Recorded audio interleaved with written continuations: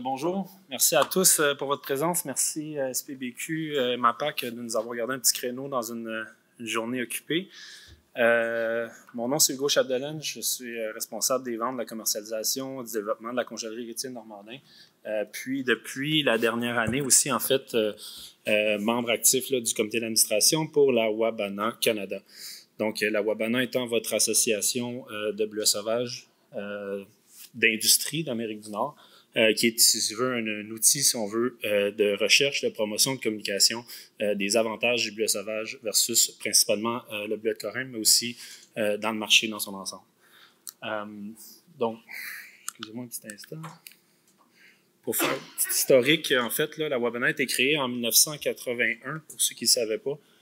C'est principalement une année où il y avait une offre de 40 millions de livres à l'époque qui excédait la demande. Donc, l'idée était de créer l'association principalement avec un focus vers l'Europe pour aller proposer un produit de substitution à la myrtille traditionnelle européenne. Ça fut un succès, puis un des piliers, si on veut, là, de notre industrie à ce jour. Par la suite, il y a eu il y avait dans l'arène publique beaucoup d'engouement pour les antioxydants. Donc, il y a un comité de recherche qui a été créé. Pardon. Il y a un comité de recherche qui a été créé pour, en fait, répondre à cette question-là, puis montrer un peu les avantages du bleuet sauvage qui se défend très bien à ce chapitre-là. Donc, au niveau si on veut, les 20 premières années d'opération de la Wabana, on avait vraiment une association qui était au niveau nord-américaine, donc qui incluait le Maine. Au début des années 2000, les Américains, en fait, là, ont eu l'opportunité avec le gouvernement de prendre une tangente vraiment au niveau, avec le tourisme et tout ça, vraiment au niveau de communiquer le Maine Wild Blueberry. Donc, à partir de ce moment-là, il y a la Wabana Canada qui s'est créée. Puis, en 2007, en fait, là, l'idée étant que les Américains allaient utiliser la fibre patriotique pour promouvoir le bleuet sauvage du Maine aux États-Unis. Puis, au niveau de la Wabana Canada, c'était pour le domestique canadien et l'international. Donc, en 2007, il y a eu des alliances qui se sont faites avec des agences marketing un peu partout dans le monde, cinq bureaux, si on veut, qui se sont mis en place avec des créations de sites web, puis de stratégie de promotion. Okay? Donc, on a toujours à ce jour des bureaux et des sites en Allemagne, en France, en Grande-Bretagne, puis en Corée du Sud et au Japon et au Canada. Ensuite, ça a été un peu comme Gilbert l'expliquait, l'offre et la demande, ça a été relativement bien au courant des années qui ont suivi. Pour arriver dans 3 bonnes années, 3 grosses années de récolte, si on veut, 2014-2016, où il y a eu un besoin, si on veut, de promotion accentuée. La Wabana, à ce moment-là, a produit un document qui est encore extrêmement valide à ce jour, qui s'appelle Power of the Wild. Je ne sais pas si vous le connaissez, mais qui est en fait le pouvoir du sauvage, si on veut, qui fait un peu l'éventail de tous les avantages du bleuet sauvage versus le bleuet ordinaire, comme il l'appelle dans le document. Puis ça, c'était principalement dédié aux industriaux. Puis c'est encore quelque chose d'extrêmement valide là, à ce jour. Puis en fait, plus récemment, si on veut, on a eu aussi une petite frousse avec un dossier de tarifs de douaniers aux États-Unis. Donc, sous la présidence de M. Trump, là, il y avait une discussion qui s'est intensifiée au niveau d'implémenter des tarifs douaniers au niveau des États-Unis pour tout ce qui était l'import de bleuets. Pas nécessairement ciblé sur le Canada, plus sur Pérou, Chili, Mexique. Mais n'empêche, on était un dommage collatéral là-dedans. Puis la Wabana a agi assez rapidement là, avec engager la représentation d'avocats à Washington pour assez rapidement dans le processus légal là, dissocier le bleuet sauvage canadien de la discussion. Et puis, suivant ça, en fait, notre directeur exécutif, que vous connaissez peut-être, M. Neri-Voto, nous a conviés à Moncton pour avoir une espèce de petit symposium entre les transformateurs et les associations de producteurs comme l'SPBQ canadien pour, en fait, savoir ce qu'on voulait faire avec la Wabana à partir de maintenant, puis nous annoncer que tranquillement, elle se dirigeait vers la retraite. Donc, on a eu une bonne discussion d'environ une journée et demie pour en venir à la conclusion assez unanime qu'on y avait une nécessité puis on voulait avoir gardé cette association, que l'industrie du bleuet sauvage, si on veut, était meilleure avec une association comme celle-là que sans. Donc, à partir de là, maintenant 40 ans plus tard, dans les 10 dernières années, je vous dirais, il y a eu le bleuet de Corim, on l'a vu dans les présentations de M. Lavoie, mais le bleuet de Corim, il y a 10 ans, le bleuet sauvage, en fait, représentait au-dessus de 50% de tout le bleuet congelé qu'il y avait sur la planète. Maintenant, c'est 10% qu'on a vu tantôt, environ moins 10% en descendant. Donc, on ressentait vraiment le besoin là, d'avoir un peu cette voie d'industrie-là, si on veut, pour la promotion du sauvage. Donc, c'est ça. 40 ans plus tard, on en est là avec une Wabana 2.0 qui est fraîche d'à peine une année. On va avoir de la misère avec les slides ici. Ça va partant. Donc, c'est ça. Suite à ça, on a créé un conseil d'administration qui est un nouveau conseil d'administration où les 4 associations de producteurs sont présentes. Donc, on a le SPBQ pour le Québec, le Nouveau-Brunswick, Nouvelle-Écosse et l'île du Prince-Édouard. Puis, pour l'équité, on a mis 4 transformateurs aussi, parce qu'on est plus que 4, mais qui participent en rotation.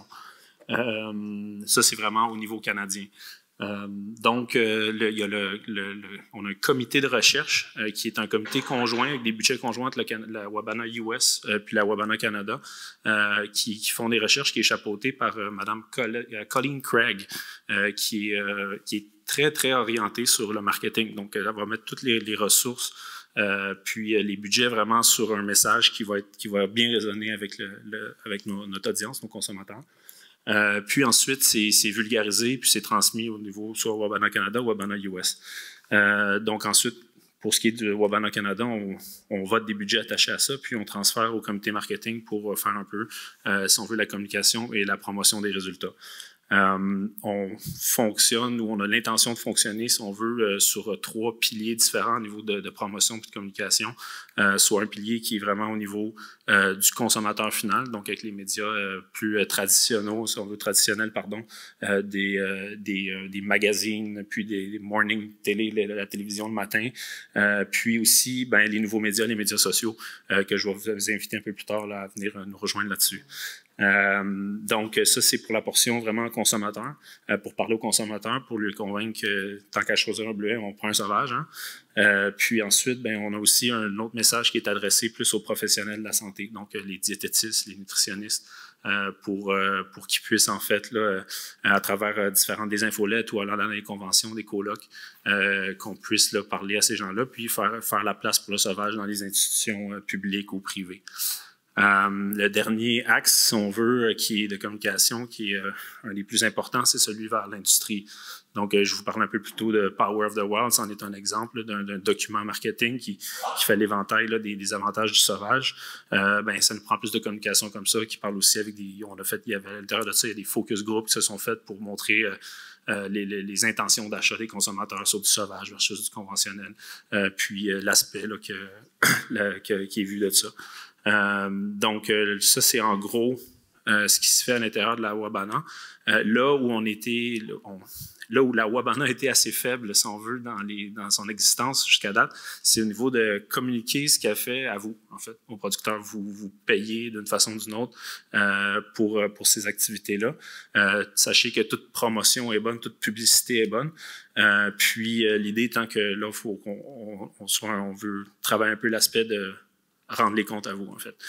Donc, à travers une première infolette, une première édition que vous devriez avoir reçue il y a quelques semaines, puis la présence dans les assemblées comme moi ici devant vous aujourd'hui. Et aussi, j'aurais envie d'ajouter à travers les médias sociaux, je vous invite à venir nous rejoindre, puis vous pouvez suivre un peu tout ce qui se fait à ce niveau-là. Donc, quelques exemples de communication, recherche et communication. Des recherches qui ont été faites à travers le temps, principalement dans la Wabana, sont au niveau là, des cognitifs, cardiaques et métaboliques. Okay? Donc, diabète et syndrome métabolique. Ça, c'est pas mal le lion's share de ce qui s'est fait. Sinon, au niveau de... Plus récemment, il y a des études qui ont été faites sur la vision, puis il y a des études en cours sur, si on veut, sur toute la récupération de performance, puis la perte osseuse, puis tout ça. Donc c'est tous des bons messages qui mettent de l'avant les avantages du bleuet sauvage. Vous avez une petite communication aussi comme plus ciblée sur le consommateur, où on parle de 72% plus de fibres, un goût plus intense, 2 fois plus d'antioxydants, 33% plus d'anthocyanine, qui est un sujet, toujours ça, les dernières recherches ont beaucoup au niveau de l'anthocyanine aussi.